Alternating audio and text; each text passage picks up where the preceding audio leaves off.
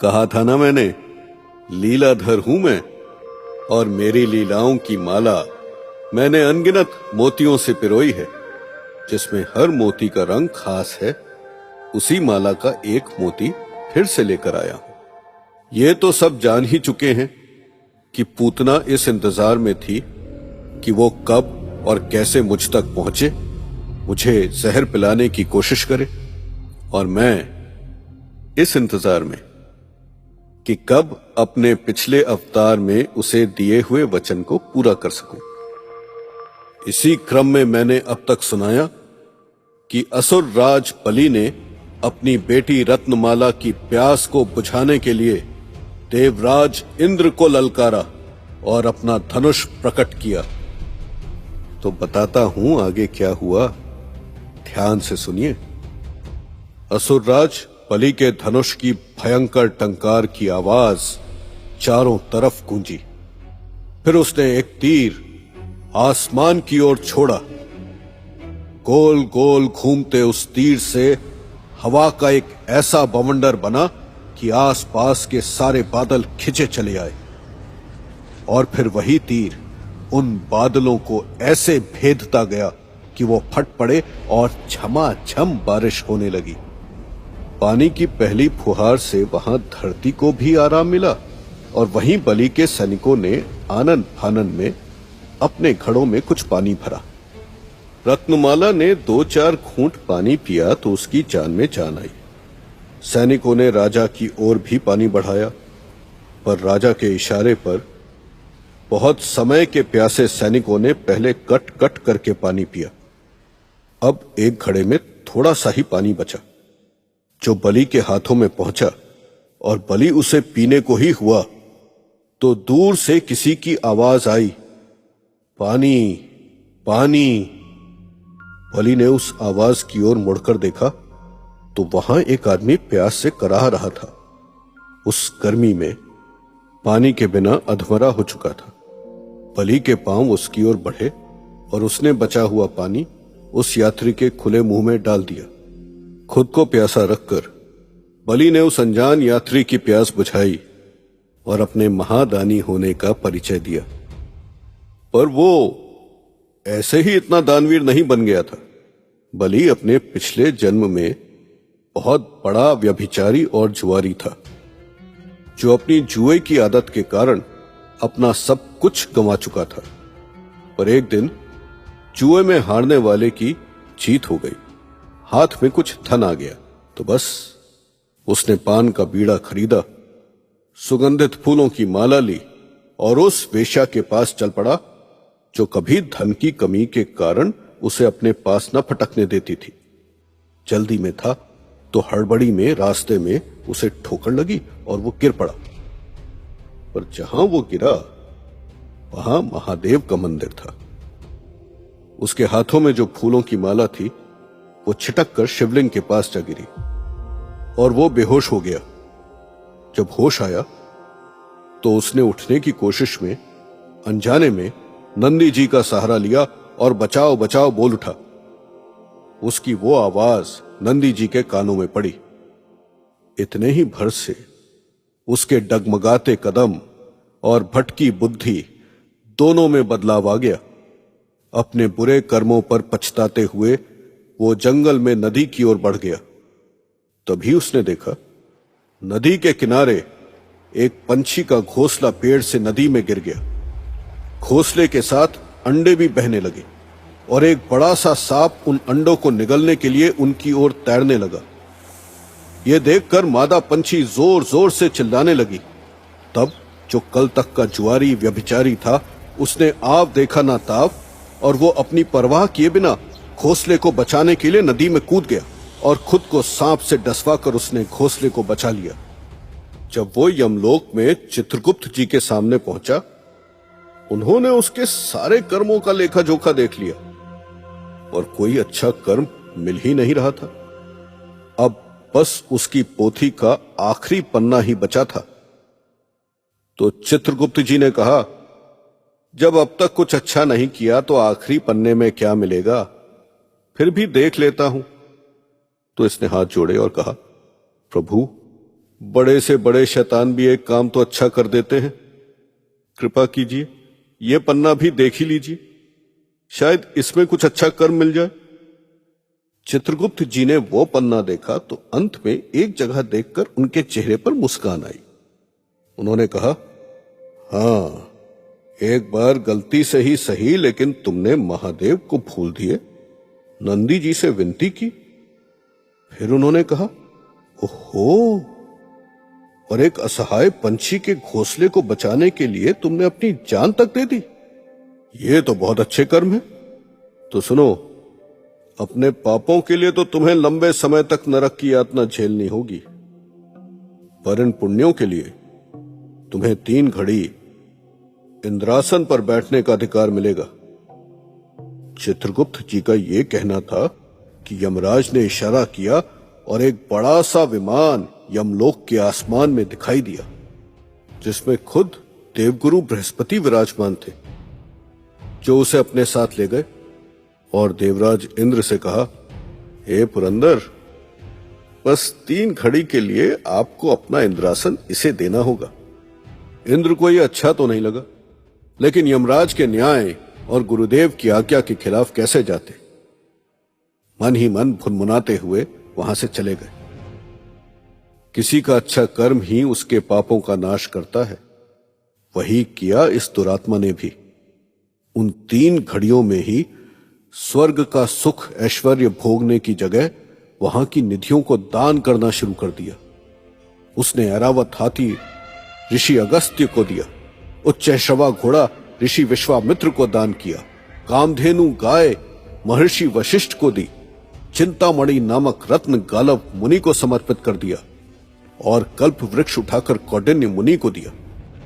तब उसे ऋषियों से आशीर्वाद मिला कि वो अगले जन्म में महादानी बनेगा। 3 घड़ियां समाप्त हुई, वो इंद्रासन से उतरकर बाहर जाने लगा तो देखा देवराज इंद्र बड़े गुस्से से उसकी ओर बढ़े आ रहे हैं। इंद्र पास पहुंचे और उन्होंने कहा, मूर्ख, फूल से एक भला काम क्या कर दिया, स्वयं को इंद्र समझने लगे। तुम्हें मेरे स्वर्ग की अनमोल निधियों को दान देने का अधिकार किसने दिया। इंद्र के अपमान से इसे इतनी ठेस पहुंची कि इसने कहा, देवराज, चिंता मत कीजिए, एक दिन इस आसन पर मेरा ही अधिकार होगा, मैं भी इंद्र बनूंगा।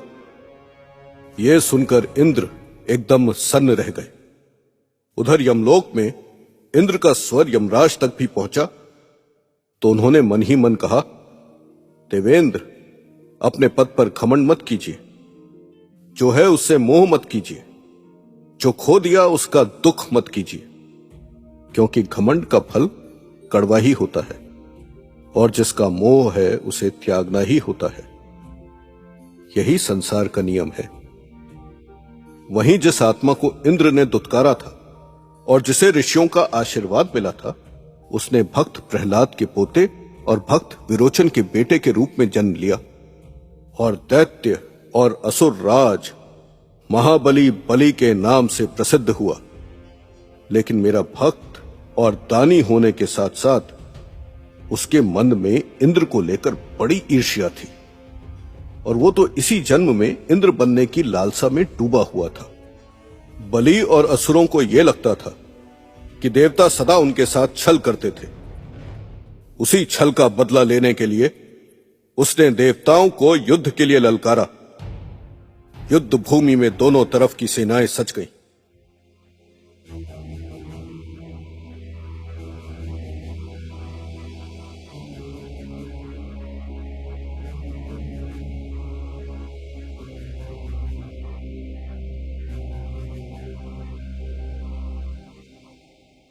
शंख, मृदंग, तुरही, नगाड़े, डमरू दोनों तरफ से बजने लगे।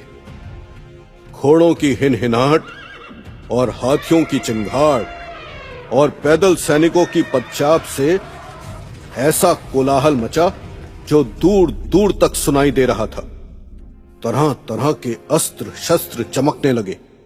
एक ओर इंद्र आदि देवताओं ने अपने दिव्य अस्त्र उठा रखे थे, तो दूसरी ओर असुरों की सेना ने अपने अलग अलग धातुओं से बने अजीब अस्त्रों को उठा रखा था।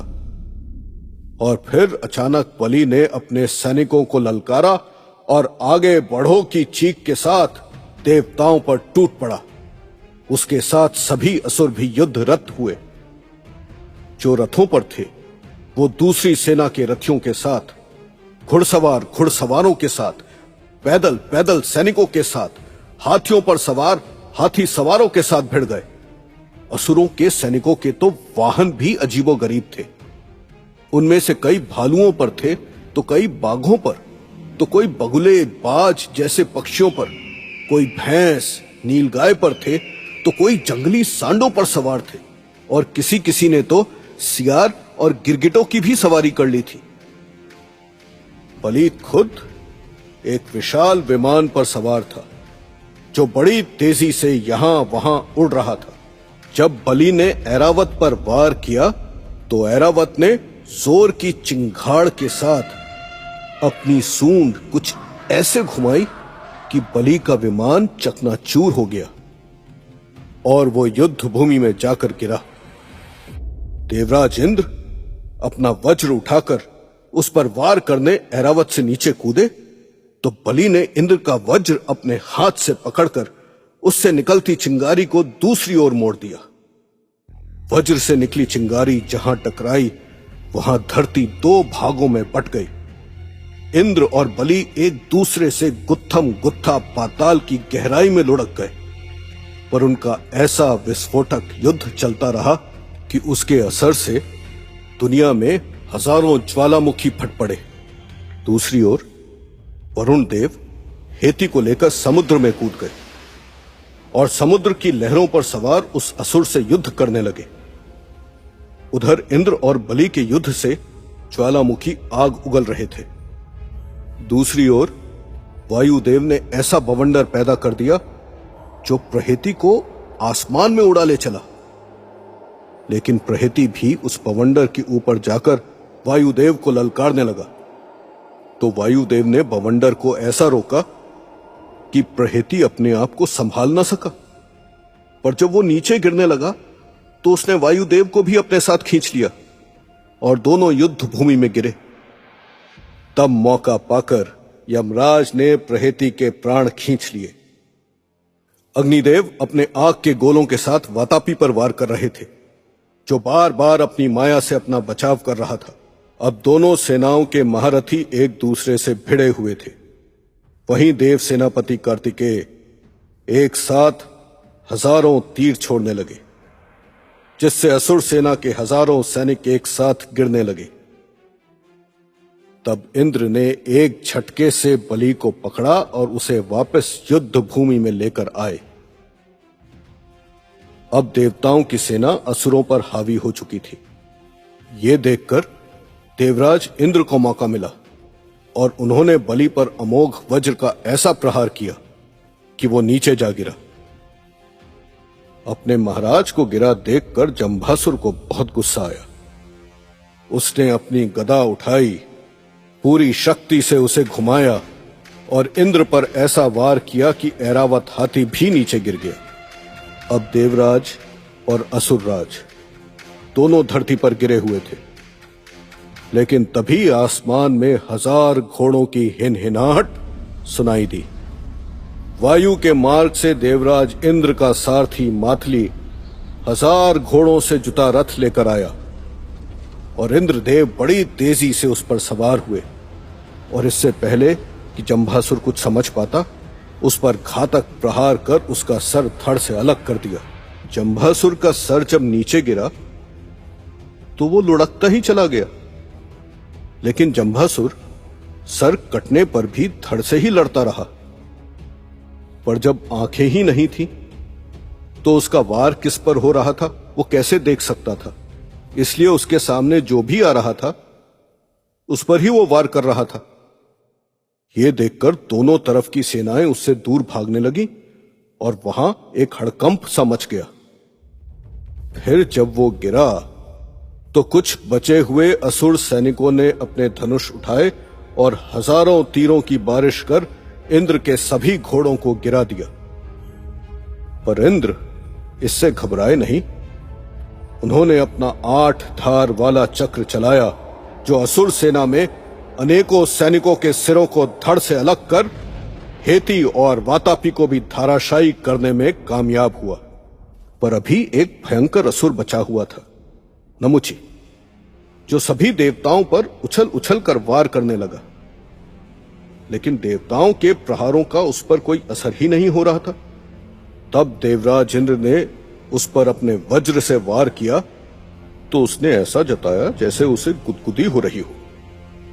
अब इंद्र भी सकते में आ गए और नमुची जोर से ठहाका लगाकर हंसने लगा।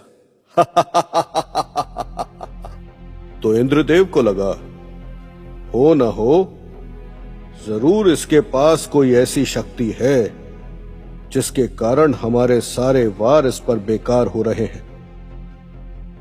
केवल बल के प्रयोग से नहीं, बल्कि बुद्धि से हराना होगा इसे। देवराज रुक गए, मुस्कुराकर नमुची को देखने लगे। देवराज को रुका देखकर नमुची बोला, क्यों देवराज, चुक गई हिम्मत, मान ली हार? नमुची को मारना किसी के बस में नहीं। देवराज ये सुनकर मुस्कुराए। वैसे तो अंदर ही अंदर उनके मन में चल रहा था, अगर इसका भेद पता नहीं चला तो पता नहीं ये कितना नुकसान कर बैठेगा। पर ऊपर से उन्होंने यही जताया कि वो पूरे आत्मविश्वास से भरे हैं, उनके मन में कोई शंका नहीं। और उन्होंने कहा, नमुची, तुम असुरों का यही स्वभाव है, एक शक्ति पा लेते हो और सोचते हो तुमसे शक्तिशाली कोई नहीं। पर अभी थोड़ी देर में तुम्हारा भी हाल तुम्हारे राजा की तरह होगा। देखो बलि को कैसे यहां की धूल फांक रहा है। नमुची ने जब बलि को देखा तो गुस्से में अपना आपा खो बैठा और जोर से बोला, हमारे महाराज को गिराने वाले इंद्र, तुम मेरा बाल भी बांका नहीं कर सकते, क्योंकि मैं न किसी सूखे अस्त्र से मर सकता हूं, न ही किसी गीले अस्त्र से। अब हंसने की बारी देवराज इंद्र की थी। वो बोले, नमुची, यही तो मैं जानना चाहता था। लो, तुमने बता ही दिया, तो अब मरने की तैयारी करो। नमुची को यह तो लगा कि उसके मुंह से यह क्या निकल गया। फिर उसने इंद्रदेव की तरफ देखकर कहा, तुमने जान भी लिया तो क्या हुआ इंद्रदेव? ऐसा कोई अस्त्र शस्त्र है ही नहीं जो ना सूखा हो ना गीला। यह कहकर उसने फिर जोर का ठहाका लगाया, जो पूरी रणभूमि में गूंज गया। लेकिन इंद्रदेव का इशारा समझकर सभी देवता गतिशील हो चुके थे। वरुण देव ने सागर की बड़ी लहर उठाई। वायुदेव ने उस लहर पर आए फेन को उड़ाकर इंद्रदेव के हाथों तक पहुंचाया। अग्निदेव ने उस फेन को सुखाया। इंद्रदेव ने उसे नुकीला रूप देकर नमुची की ओर फेंका, जो जब उसे लगा तो हंसते हंसते ही उसका सर भी धड़ से अलग हुआ। आंखें खुली की खुली रह गईं, पर प्राण पखेरु उड़ गए।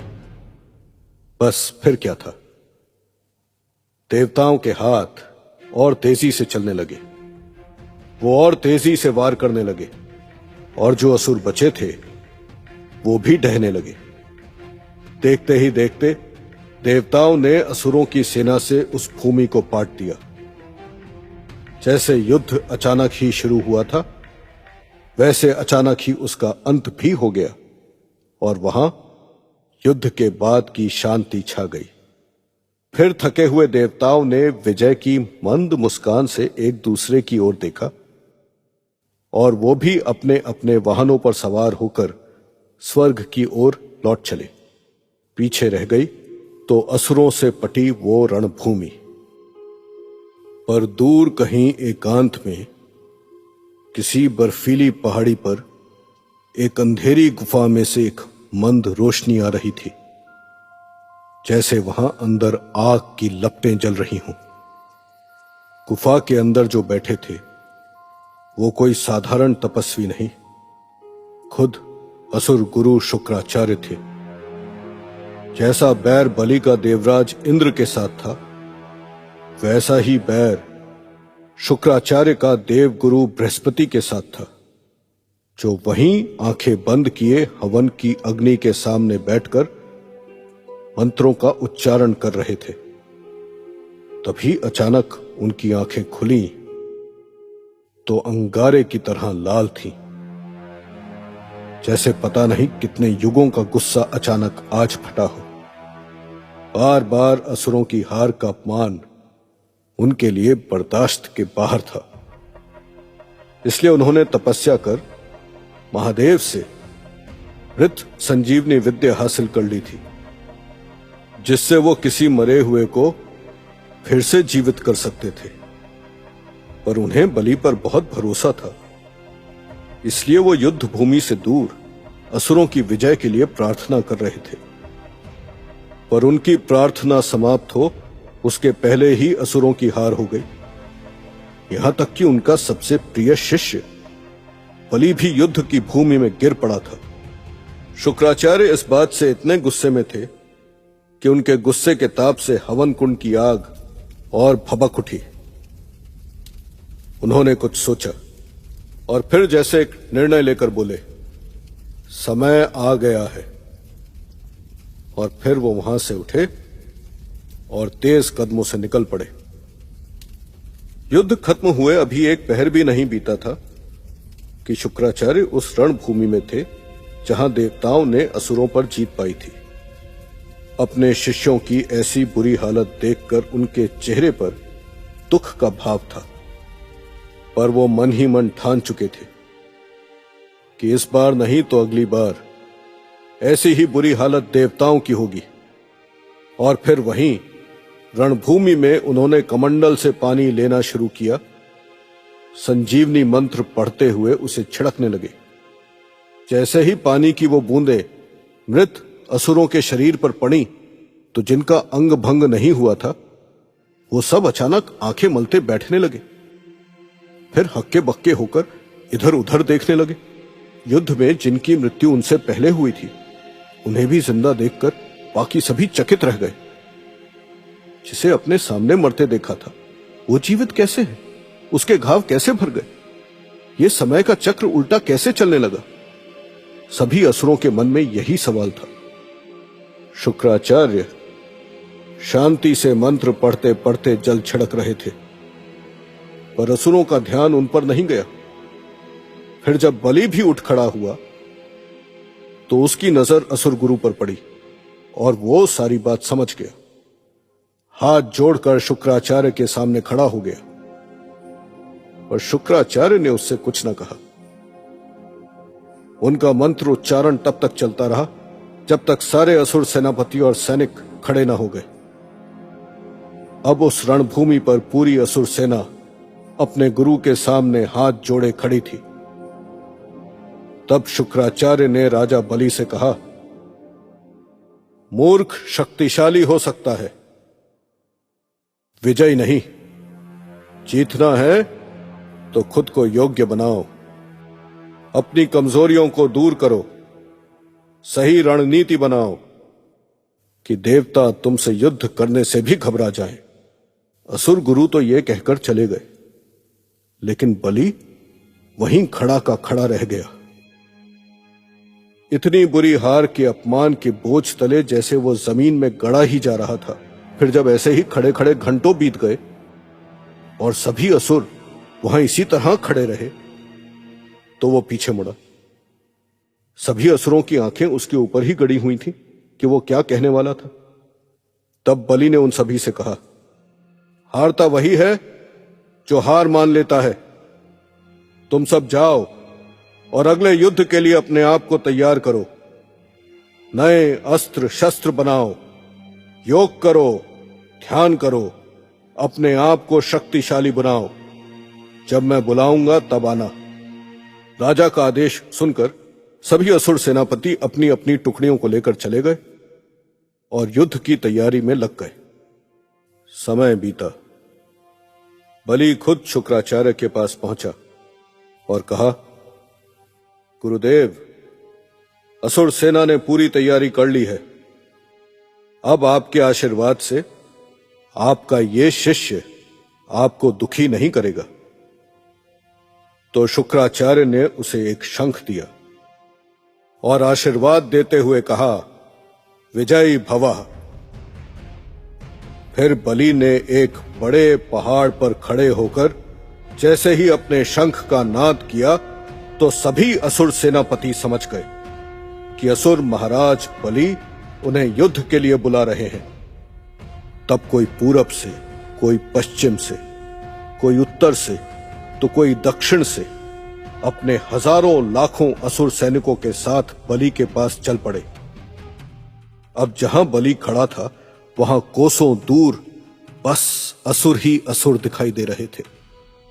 तब बलि ने ऊंची आवाज में कहा, इस बार असुर गुरु के कहने पर हम सभी तैयार हैं। अब देवताओं के हर छल का, हर बल का, अपने हर अपमान का बदला लेने का समय है।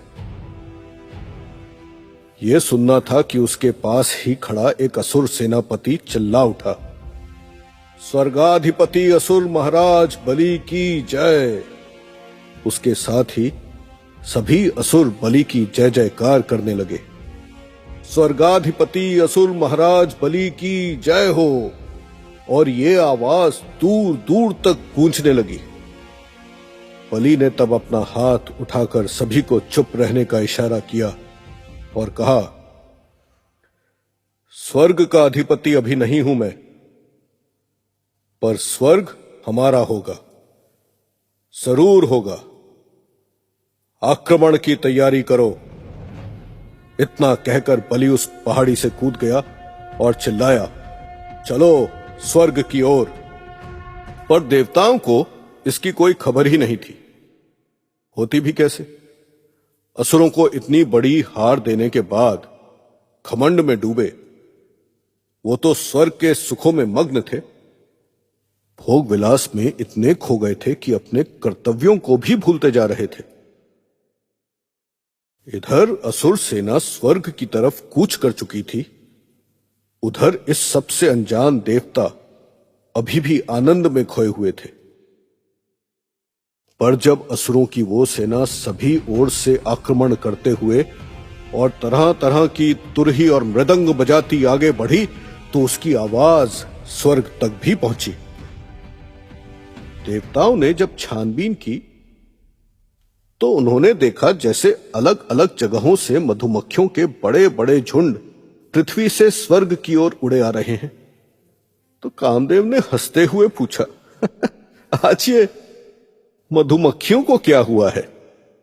भिनभिनाने की जगह तुरही और मृदंग की आवाज क्यों निकाल रही हैं? अग्निदेव ने भी कहा, और इतने बड़े झुंड इस तरह स्वर्ग की तरफ आते तो कभी देखा नहीं, बड़ी अजीब बात है। तभी वायुदेव के पास वायु के तेज बहाव ने आकर जैसे उन्हें कुछ इशारा किया, और फिर जब वो वायु की तरंग की आवाज को सुन सके तो वायुदेव के चेहरे पर चिंता और घबराहट का भाव आ गया।